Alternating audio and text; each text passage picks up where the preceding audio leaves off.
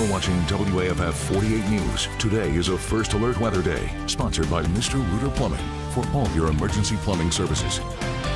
Welcome into our 48 Fastcast. Thanks for watching with us and getting your news, weather, and traffic updates in 10 minutes or less. We have a lot to get to, so let's get on over to 48 First Alert meteorologist Eric Burke, who was here for hours yesterday, came back in on just a couple hours of sleep. Eric, a much different day today than yesterday. That was quite the May severe weather event. We had a ton of very large hail, kind of rare for Alabama to see baseball-sized hail or larger.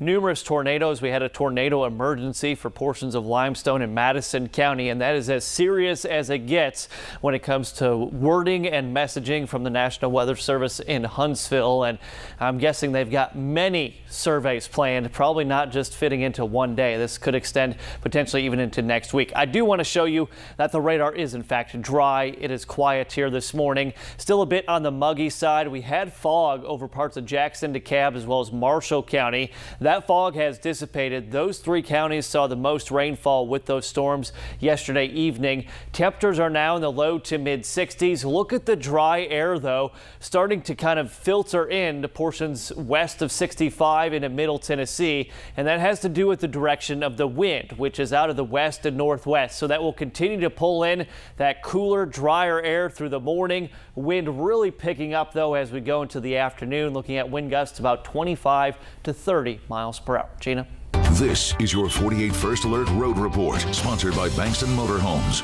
Okay, traffic starting to get worse and worse this morning on 72 in both directions. So there are a bunch of power lines down at Lucas Ferry Road, and there is an obstruction in the road. And if possible, take another route. Tell your friends to tell their friends not to use this road here because crews are cleaning up in this area. Taking you now to 565 in the eastbound lanes, where we are seeing that significant slow stretch, which is our typical trouble spot this time in the morning. But just give yourself extra time. You may run into some down tree branches, down power lines, road closures, etc. Drive times right now, Decatur to Huntsville will take you about 25 minutes. Athens to Huntsville will take you about 30. Well, we have live team coverage this morning across Madison County. We have reporters in some of the hardest hit areas. 48's Matthew King and Claudia Peppenhorst are out there in some of the areas that were really slammed yesterday. 48's Matthew King joins us now first from Killingsworth Cove. And Matthew, that damage is just incredible. We're getting a better idea of what it looks like out there. Some homes are just leveled. Yeah, Gina, we were first able to get to the scene here right at the top of our 6 o'clock hour. And what I have to say, me personally, I was shocked to see what I saw here. You can see behind me, this was a home and a workshop completely wiped off the face of the earth. The homeowner and the entire family right now out here picking up the damage. To my other side of the street over here is a valley torn up. There's no sign of grass. It's all just mud now and debris. And I showed you earlier in the 6 o'clock hour, there was some wood sprayed about the ground. I can still smell that this morning. And there are power lines down all over the place. Crews are starting to get out here as the sun is rising here behind me here, and the crews have been out here since last night. Many had to block off the road. This part of Killingsworth Cove Road is only accessible right now via a truck or a four-wheeler. That's how our crew was able to get here from about half a mile away from where that road is blocked, right outside the volunteer fire department there. So keep that in mind today. If you live in this area, I've seen volunteer firefighters tell the people who live here, the residents, to just stay at home today. Let them restore the power. Let them get this debris cleaned up, and some are already back out clearing the debris themselves. I spoke to the homeowner here at this wiped off the face house here, who said he was devastated to see this, but he was fortunate that no one here lost their lives or was even injured, and he said that is a miracle to him to see this morning. And we will continue giving you the latest here of what we're seeing in this area, as the National Weather Service is expected to be here later today or later this week. Reporting live in Madison County, Matthew King, 48 on your side. Yeah, some heartbreaking images there. Let's turn now to 48's Claudia Peppenhorst. She is live outside an apartment complex in Madison. She is standing right near an uprooted tree here, and she's giving you just a better idea of just how large that tree is.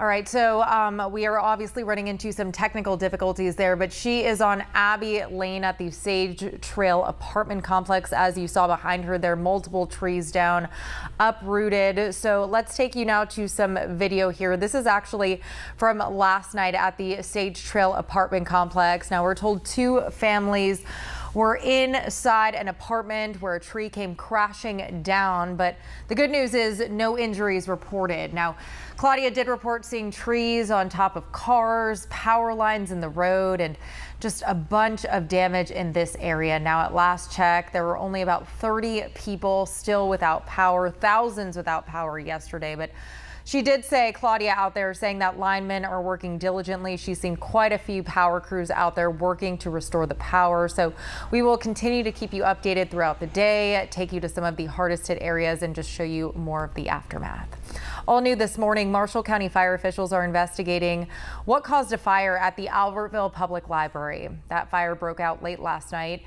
Blake Farmer with the Marshall County EMA told us that it's possible a lightning strike may have caused this. Now, it's unclear just how bad the damage was, but there is some good news here. Max, the library cat, made it out of the building safely. Well, 48 is on your side this morning, continuing to cover the aftermath from yesterday's severe storms. Take a look at this video here. This is some hail that came down in Florence. It is pea-sized hail, and this is outside the Florence Police Department. Now, we also got reports of even larger hail falling in western Lauderdale County. You are watching our 48 Fastcast. We'll be right back.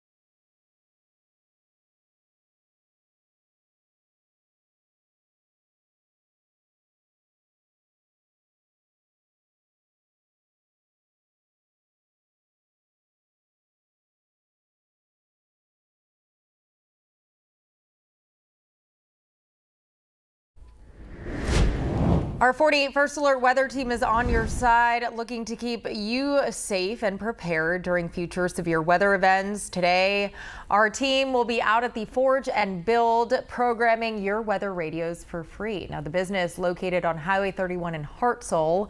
If you didn't have a weather radio during last night's severe storms, now is a perfect time to get one so you can be prepared in the future. This weather programming event is happening today from 10 a.m. to 5 p.m. Now, your First Alert weather with meteorologist Eric Burke.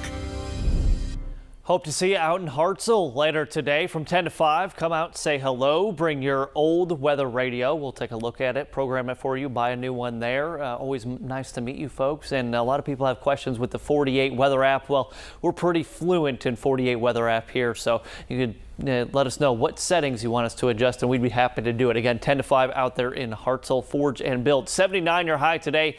No rain. Only problem with today, a little bit breezy. 77 tomorrow. Isolated shower or storm for areas west of 65. 76. Great start to your long weekend on Friday.